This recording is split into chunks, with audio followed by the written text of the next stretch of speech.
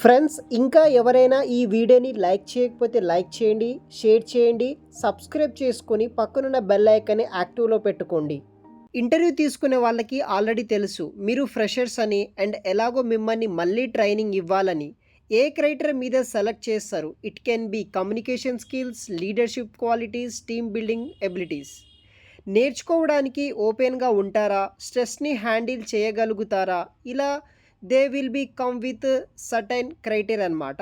So not every company but most of them. So they will try to understand you and your personality. So writing your hobbies and achievement will turn the conversation more interesting.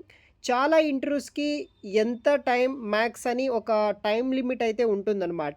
So మీ మీ యొక్క luck బాగుంటే కనుక ఈ డిస్కషన్తోనే you can escape technical interview అని చెప్పుకోవచ్చు. So ఇదొచ్చేసి ఎక్కడ పడితే అక్కడ అయితే మనకి పాసిబుల్ అయితే కాదనమాట. చాలా వరకు అయితే చిన్న చిన్న ఎంఎన్సిస్ కంపెనీస్ లైక్ బీపీఓ కంపెనీస్ అట్లాంటి కంపెనీస్లో వచ్చేసి నాన్ ఐటీ జాబ్స్కి వచ్చేసి డైరెక్ట్గా వాకిన్ ఇంటర్వ్యూ అయితే కండక్ట్ అయితే చేస్తుంటారు కదా.